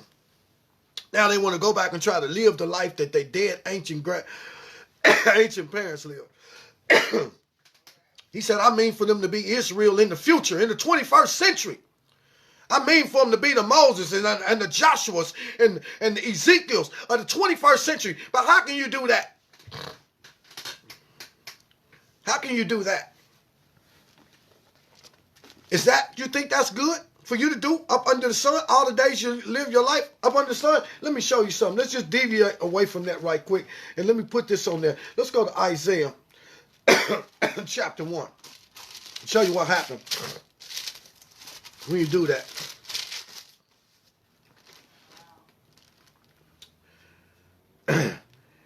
Verse 2 of the first chapter. Hear, O heavens, and give ear, O earth, for the Lord has spoken it. I've nourished and brought up the children, and they have rebelled against me. The ox knows his owner, and the jackass knows his master's crib, but Israel do not know, my people do not consider it. They do not consider the fact that I have set before them a life that is to be lived, that will produce joy in this work, that will cause their heart to be able to be joyful from the labor or wherever they invest in their energy at. He said, but they ain't even considering it. Why? Here's why. The ox knows its owner and the jackass knows its manager's crib, but Israel do not know. They don't even consider it. He said, listen, his comparison to Israel, and I'm talking about Israel, brothers and sisters that say that they Israel right now. The Israelite that knows he's an Israelite, the Israelite that don't know he's an Israelite. That means that the Christian brother who's an Israelite that don't know it, the Islamic brother who's an Israelite that don't know it. He said they don't even consider it. The jackass and the ox are amongst the two dumbest creatures on the planet, yet they're wiser in their way than Israel because they have lived the life that is set before him. The ox knows exactly who his master is. He knows who his owner is. He knows where his homeland is. He knows responsible for feeding him every day. And the jackass knows where his dwelling place is. He knows where he came from. He has a sense of where he's going and what he's supposed to do. He living the life that's set before them. He said, but Israel don't. They don't even consider it. We too busy trying to live the life that somebody else said that we were supposed to live. Oh, you need to be a Christian. Oh, you need to be a Muslim. Oh, you need to be an Israelite. You need to get the feast days. You need to get the holy days. You need to go to church on Sunday morning. You need to pray 5 times a day. You need to go to this spot. You need to go to that spot. Oh, you don't need to go here. Oh, you don't need to go there. Oh, you can't be out there in the world. Oh, you can't do. See, the jackass and the ox, they don't let nobody tell them how to be a jackass and an ox. Can't nobody tell a jackass how to be a jackass. Can't nobody tell an ox how to be an ox. So they're wiser in their way than Israel is, than the people of the Most High. Now let me show you why. This is a sinful nation, a people that's laden with iniquity and a seed of evildoers. Children that are corrupters, they have forsaken the Lord, and they have provoked the Holy One of Israel unto anger. They have all gone away backwards. Show me anybody that can drive forward while looking backward without destroying all of the good things in their life. Show me that.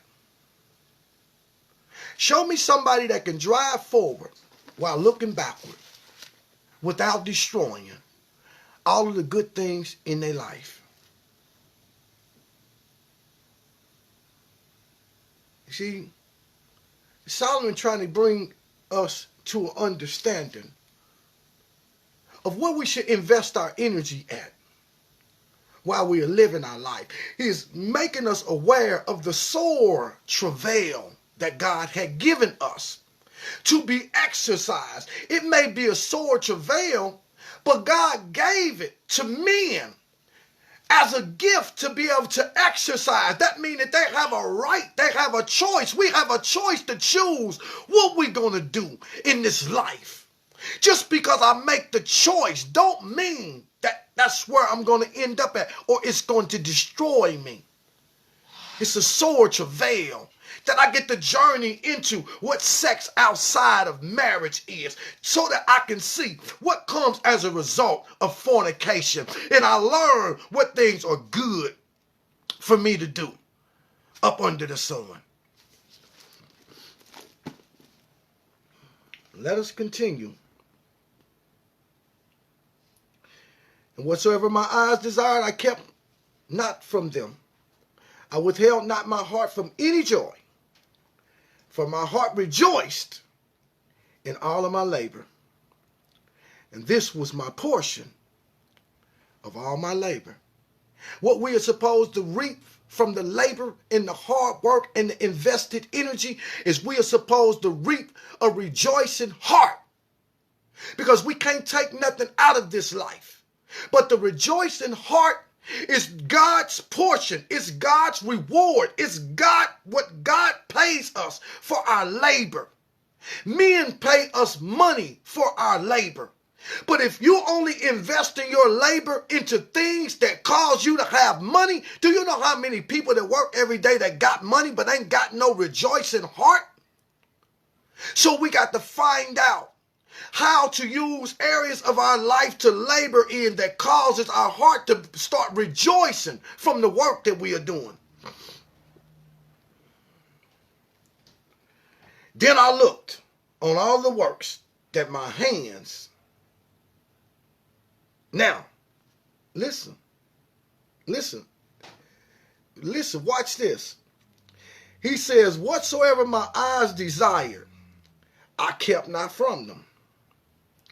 And I withheld not my heart from any joy. For my heart rejoiced in all my labor. See, my heart gonna rejoice when I'm laboring in certain areas that's directly pertaining to what's in my heart. My heart gonna rejoice. And that's would be my portion for my labor. Now listen at this.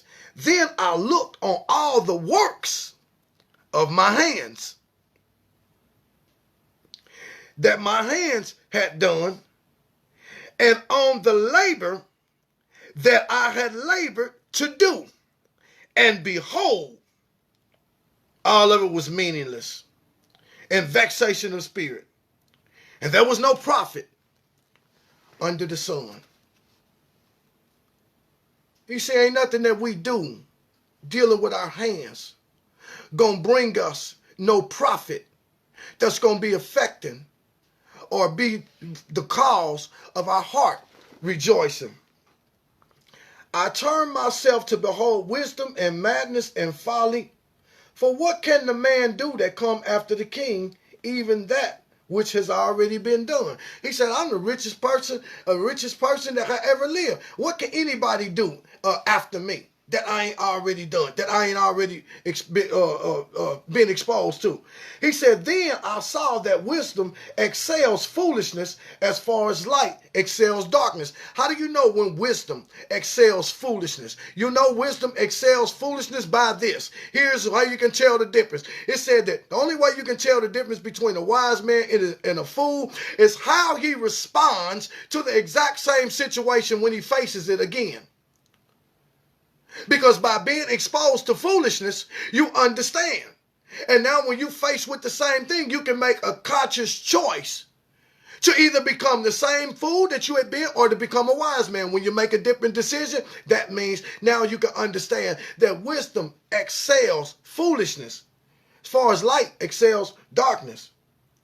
He said, and I understood that the wise man's eyes are in his head, but the fool walk in darkness. And I myself perceive also that one event happened to them all. He said, I understand that the wise man's eyes is in his head, not these eyes. See, a fool's eyes is right here. So he walked in darkness. But a wise man's eyes is in his head. That means that he is thinking, that he has foresight, that he has discernment.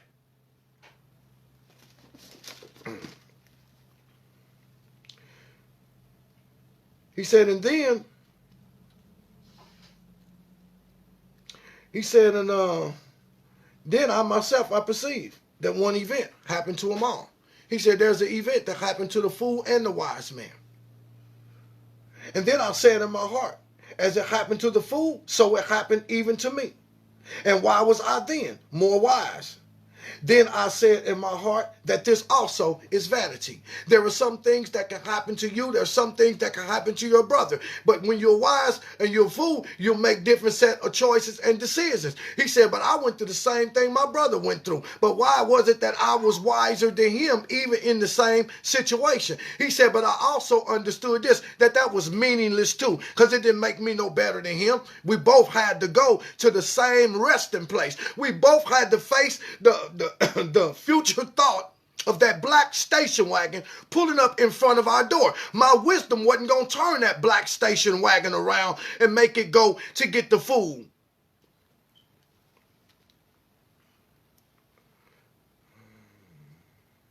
For there is no remembrance of the wise more than the fool forever. Seeing that which is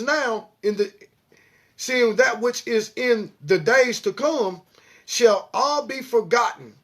And how does the wise man die? The wise man died the same way that a fool died. Therefore I hated life.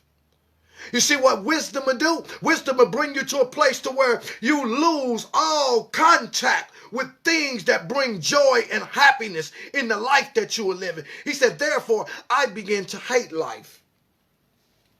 Because the work that is done under the sun is grievous unto me, for all is meaningless and is a vexation of spirit. Yeah, I hated all my labor which I had taken under the sun, because I should leave it unto the man that should be after me, and who knows whether he shall be a wise man or a fool, yet he shall have rule over all of my labor wherein I have labored, and wherein I have showed myself wise under the sun.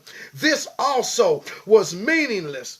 Therefore I went about to cause my heart to despair of all of the labor which he took under the sun. You see, his wisdom is still excelling. Now, because of his thought process, he is being brought to another facet of life, which is depression and despair.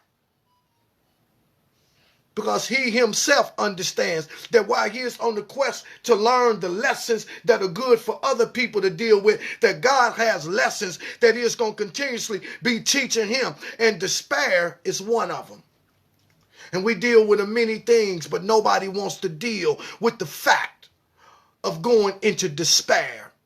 Wisdom won't stop a man from going into despair.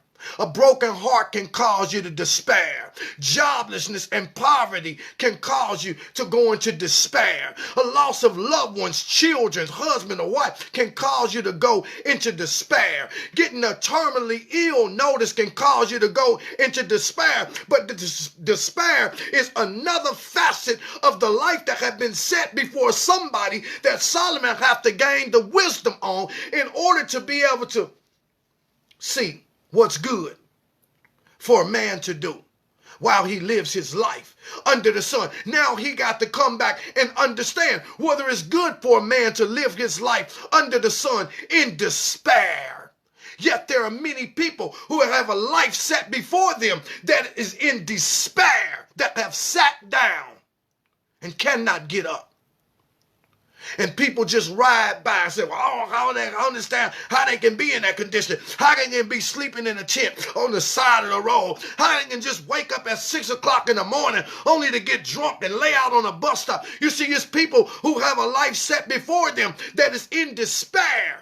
Where are the people who have had contact with what it means to be in despair that can go back and show a brother this is not a good place for a man to do while he live his life all the days up under the sun? You can get up. You will get up. Find the joy. Find the peace. Don't keep listening to what people say you should do with your life.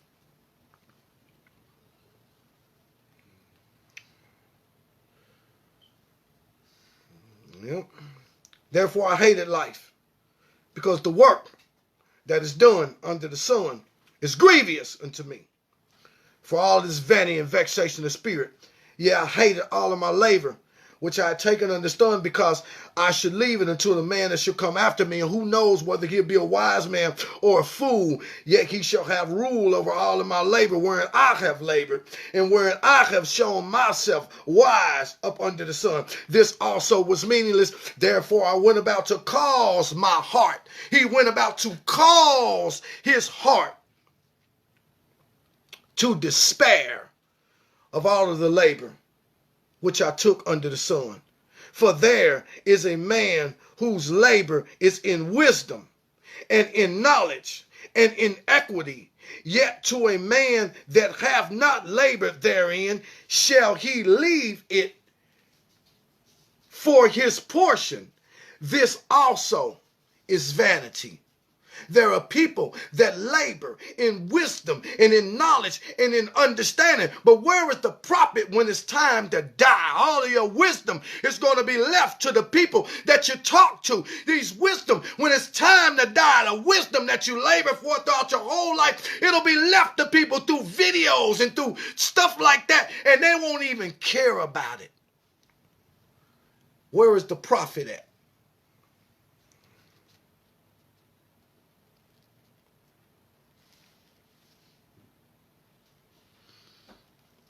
Yep.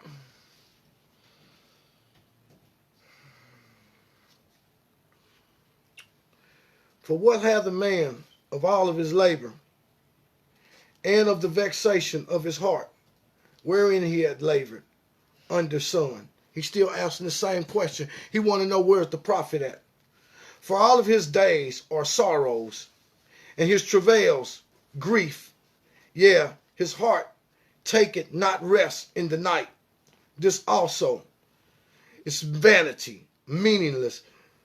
There is nothing better for a man than that he should eat and drink, and that he should make his soul enjoy the good in his labor.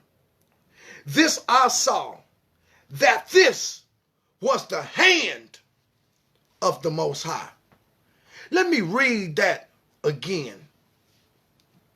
There is nothing better for a man than that he should eat and drink, and that he should make his soul enjoy good in his labor. This I saw, that it was from the hand of God. For who can eat or else can hasten hereunto more than I?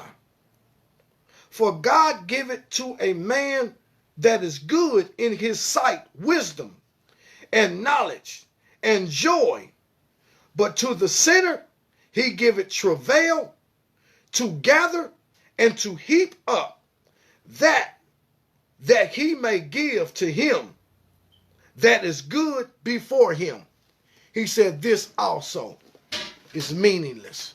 So when we start talking about living your life, we're living our life with an understanding of what is righteous and what is pure and what causes our heart to rejoice in our labor, to eat and to drink, and to cause my soul to be joyful for the areas that I invest my energy in. If I'm going to work only to make money, and I make money, and I ain't never got the money enough to cause my heart to rejoice in the labor that my hands is putting for, God didn't do that.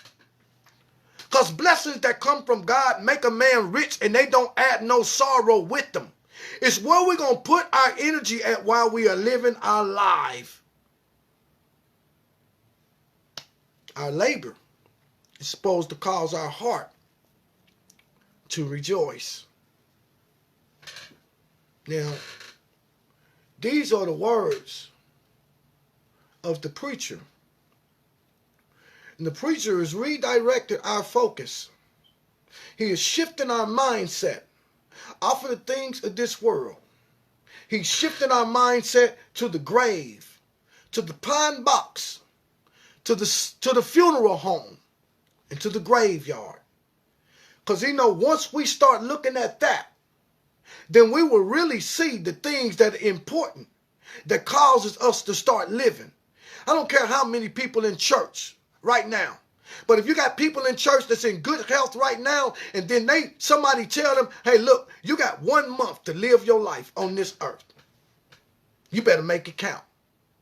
I bet you they would break out of there and probably wouldn't come back. They go out there in the world and they live their life to the best possible way. I got every religious construct in this world. If they understood that they was on borrowed time and their time, but what you need to understand is that we all on borrowed time. You don't know when your time gonna expire. You can fool the world walking around in a robe, walking around in a 3-piece suit, walking around carrying a Bible, walking around with your kufi and robe. You can fool the world as though you done tapped in to something that's grand, baby. But I'm telling you, if your time mess around and expire on you, before you have an opportunity to invest your labor into areas that will cause your heart to break out rejoicing, you're going to be in trouble. You're going to be in trouble. Is this a strike on our religious constructs? No. Because after all, we ain't dealing with religion. We're dealing with real life. Where you going to put your energy at? And as we said before, you know, so, yeah. And this is life that we live in. And this is what every person that's living life should experience. In this next chapter, every person that's living life is going to experience these things right here. To everything there's a season and a time for every purpose under the heaven. There's a time to be born and it's a time to die. He's what he said. One generation come, one generation pass away, another generation come. He said it's a time to plant and a time to pluck up that which is planted. It's a time to kill and it's a time to heal. It's a time to break down, it's a time to build up.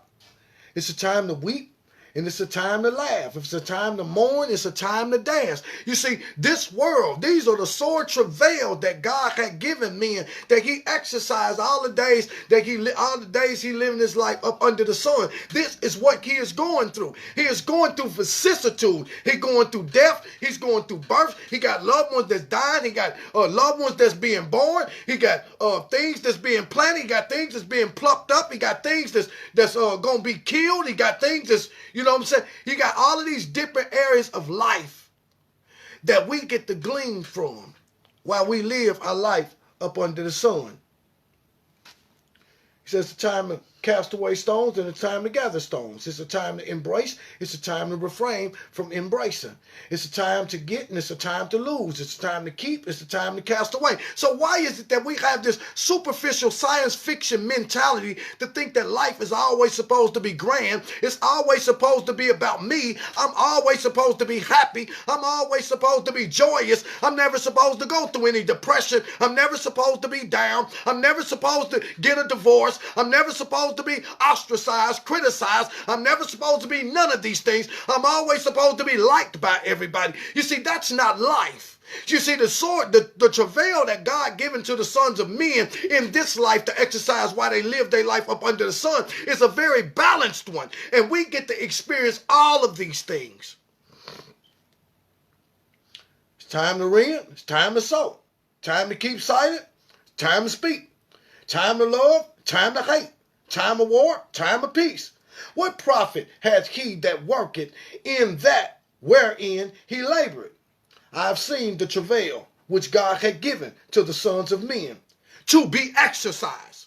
Do you not understand that God give us a sore travail in this world to be exercised, and we deny him at every turn by trying to avoid the different circumstances that our life would fall into at different particular times? We don't want to go through that. I don't want to go, but we don't understand that this is a sore travail that God had given men and women.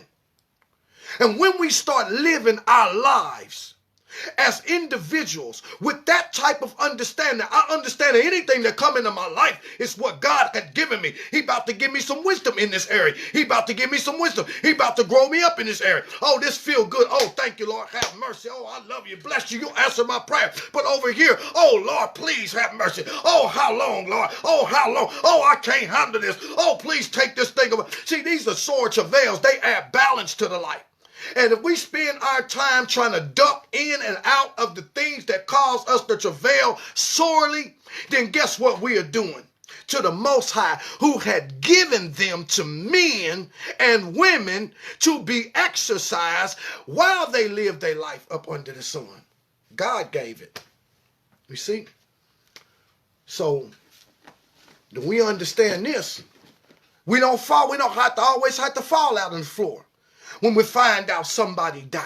He already told you it's a time to be born. It's a time to die. And we don't have to fall out like life is over. I don't have to crawl inside an alcohol bottle because my wife leave me. He already told me there's a time to embrace and there's a time to refrain from embracing. We don't have to do all these things. I don't have to fall out on the floor or wonder or get shell shocked out of my mind if I lose my job. He already told me it was going to be a time that you was going to be up. It was going to be a time that you was going to be down. This is a sore travail that God had given to men and women to be exercised all the days of their life while they live their life up under the sun.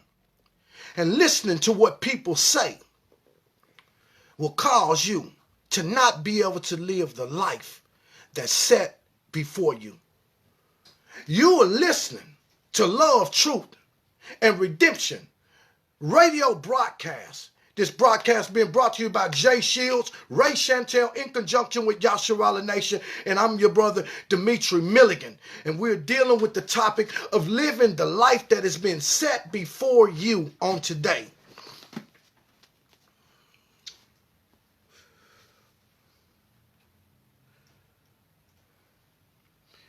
Verse 11 says, He had made everything beautiful in His time. Also, He has set the world in their heart, so that no man can find out the work that God makes from beginning to end. No man. He set eternity in a man's heart that there is no man that can find out the work that God have done from beginning to end. Wait a minute, hold up. I must have missed something there. Tell the preacher that. Tell your bishop that. Tell your moray that. Tell your Kohen that. Tell your Hebrew Israelite leader that. Tell your Islamic leader that. Because people seem to think that they got a monopoly on God's knowledge.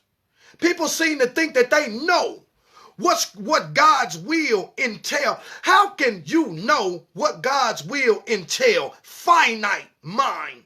Finite mind of a man who ain't even read 66 books of the Bible.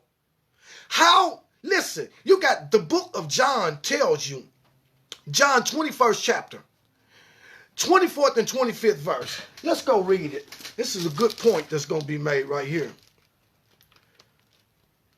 Because, man, if we don't learn how to live the life that's set before us, we're going to be in trouble. You don't live the life set before you. Ain't no preacher set no life before you. Ain't no religious leader set no life before you to live. God set the life before us to live and don't have nothing to do with what we know. Life and all of the things that He have created teach us about the wondrousness of God's grace, His mercy, and His goodness. If it never was a book written, we would know that God still exists. If it never was a teacher in this world, we would still be able to learn the things that God means for us to learn. How big you think that the holy, righteous, most high God that created everything would entail His whole entire purpose into the hands of a finite man who is simple, ain't got no control over his own flesh, don't have the power to speak one word to retain the spirit when it's time for him to die. We listen at the wisest man. The wisest man in the Bible is Solomon. And Solomon himself is giving instructions on how we are going to live the life that's set before us. Let me go. John 21st chapter. Let me show you something. This is going to be a good PowerPoint right here. This is the disciple which testify of these things and wrote these things, and we know that his testimony is true. And there also many other things which Jesus or Yeshua did, the which if they should be written, every one of them, I suppose that the world itself could not contain the books that would be written. Now listen people. Solomon's redirecting our mindset and showing us that God breathed life into us as individuals, and he set a life before us as individuals that we are to live out detached from the mindset of other people, because he did the same thing from them. So when we bring the religious leaders in here, which many people sit down at the religious leaders' feet, they will never live the life that God set before them. You know why? Because you're listening to the wrong person. And you're talking about a man, whether it's a Christian pastor, whether it's an Israelite leader, whether it's an Islamic leader, you're talking about somebody who have taken up some studies or invested a little labor into these books and now think that they got the answer for people's living. Well, let me bust your bubble. Because many of them have never been past 66 books. Many of our Christian pastors have never been outside of the New Testament and the Pauline epistles. Many of our Hebrew Israelite brothers have never been outside of the Torah or the law and the prophets, or namely the Old Testament. And then you have many of our brothers, Christian and Israelite brothers, that have been through the Old Testament and the New Testament and hung their hat up right there, failing to understand that the one that the disciple that Jesus loved testified. And he said, if the things that Jesus did could be written in books, then the world itself couldn't contain the books that would be written. How much knowledge do you think that a man that's holding a book can give you for your life's living? Why am I saying this? Because any man that holds the book was not given to him for your life's living. The book was given to him for his life living. And let the truth be told, many of us have access to books that we have never read, and there are some of us that have read the books, but the righteousness will never manifest itself if you can't make the things and the instructions in the book applicable to the life. And you will never make the things applicable to the life when you got somebody else constantly applying things to your life, telling you what's good for you to do, telling you what's right for you, telling you what's wrong for you. When they don't know your life circumstance, they don't know what you're going through. You see, when you got a good life and you living out there and you got a nice house and you got 2 cars and you got a garage and you got a white picket fence and you got all the things, but I'm impoverished, how are you going to tell me what's good for my life? How are you going to tell me what I should do, what I shouldn't do, when you got an icebox full of food and mine's is empty and my kids are starving? How you going to tell me that I shouldn't steal when I watch my enemies steal everything away from me? And because of what they stole, I'm in the condition that I'm in. Who are you to tell me what's right for me to do with my life? And who am I to tell you what's right to do for your life? You got to live the life that's set before you.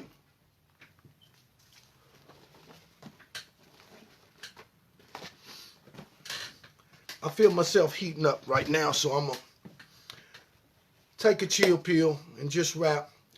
And we want to encourage all of our brothers and sisters on our social media platforms that they will go forward and download the Truth Music radio app.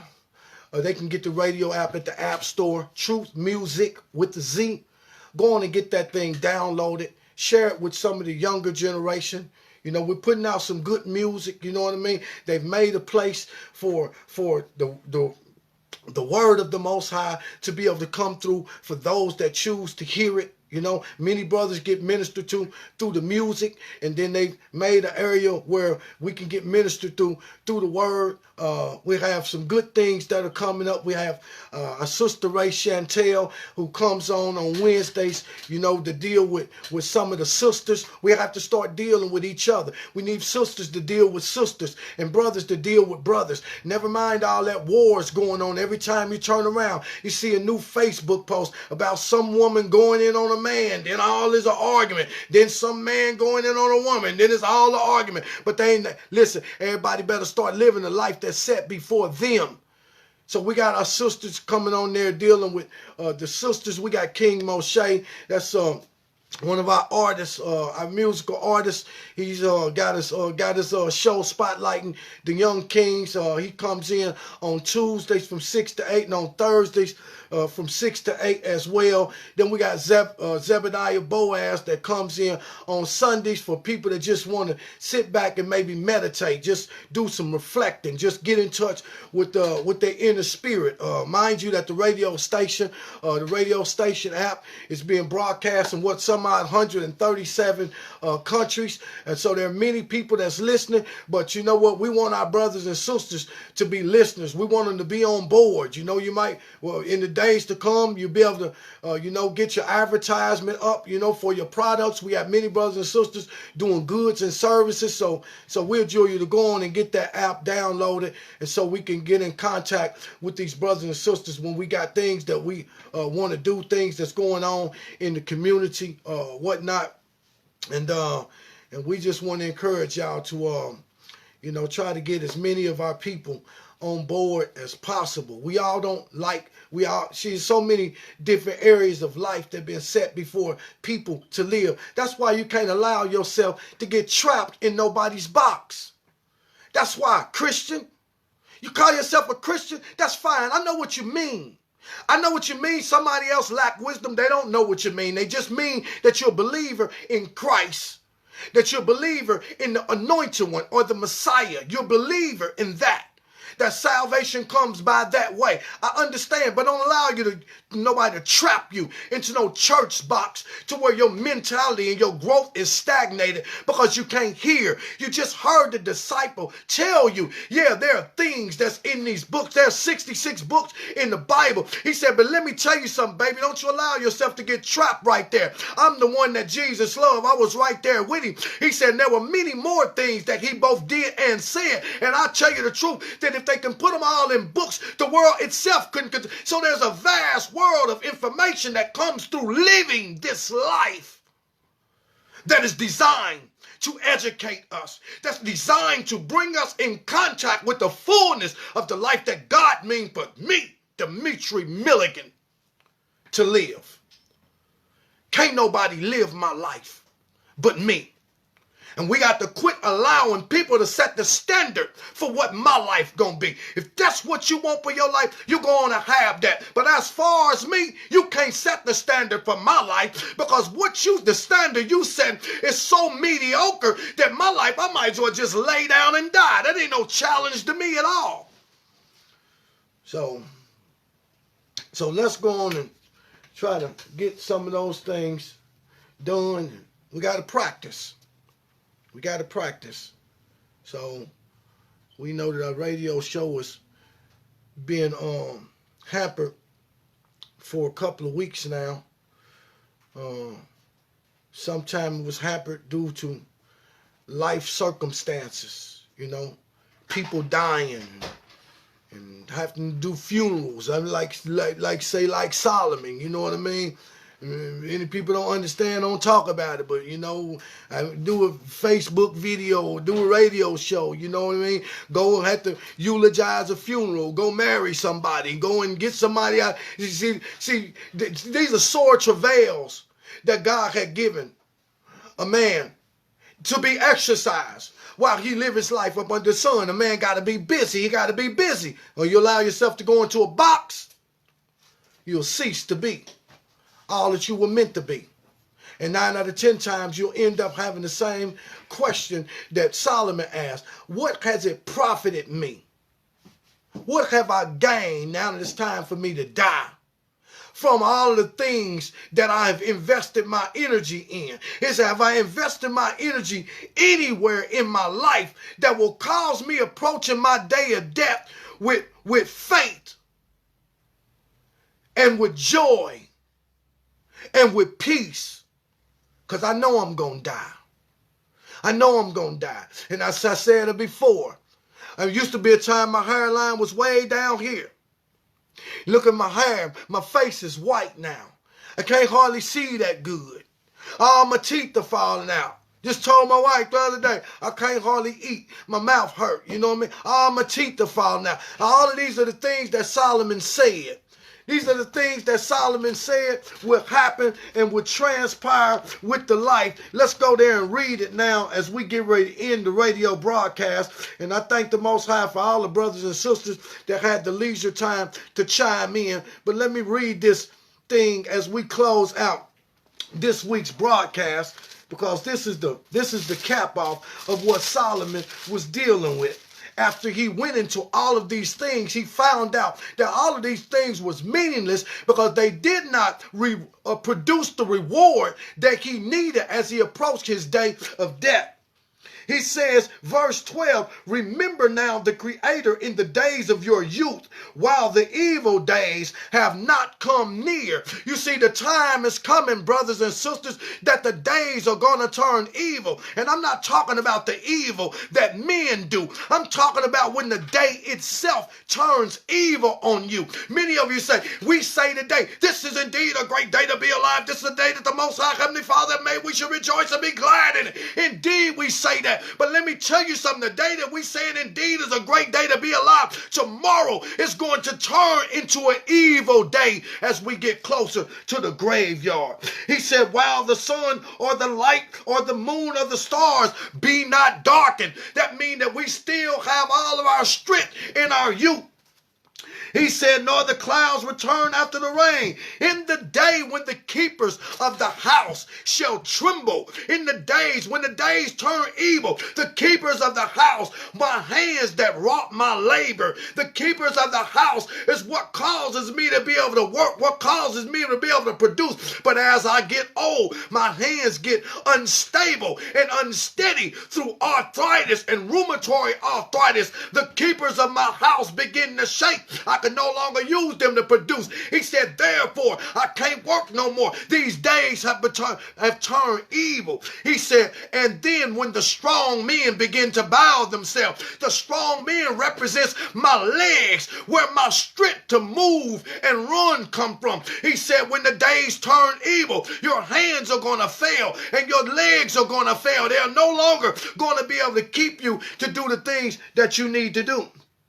He said, and when the grinders cease because they are few, when the days start turning evil, you know the day is turning evil. When you tell somebody, I can't eat nothing, my mouth hurt too bad, my teeth just falling out on their own. He said, the days are turning evil for us as we grow old. He said, because the grinders are now ceasing because they are fruit. The grinders are what grind food up. The chewing ability to chew your food and extract the nutrients out of. He said, but now all your teeth are falling out and the grinders can no longer grind up the food in the way that your body needs to be sustained. He said, or when those that look out of windows shall be darkened, and those things that look out of windows are your eyes. Solomon's telling us to be wise about remembering the Creator and putting our labor into areas that directly affect our heart, not allowing a man nor a woman to dictate to us what type of life that we are going to. He said, those that look out of windows be not darkened. He said, your eyes are going to fail, and I can't see these little bitty words, and sometimes I have to tell someone, can you find me some glasses? I can't see. It's getting to the place to where it get hard to see at nighttime. He said the days are slowly turning evil.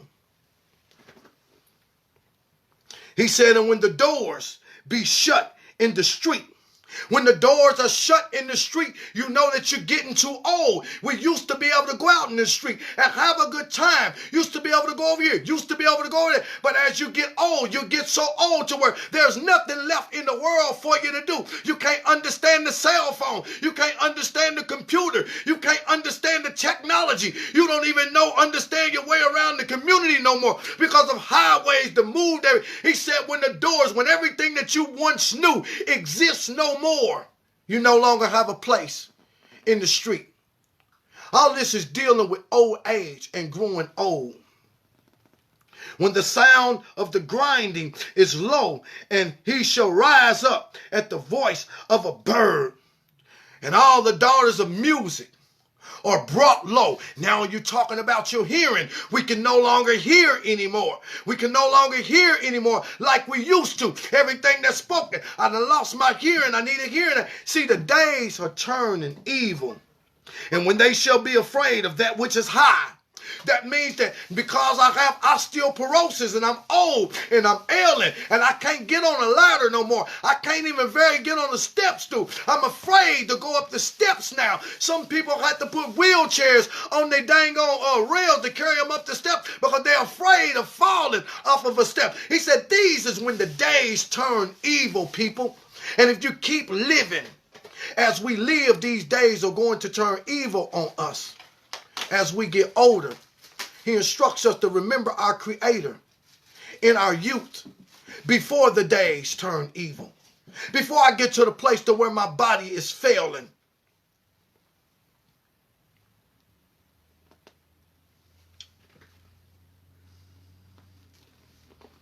It was more to that. But we've extended our time on the radio broadcast.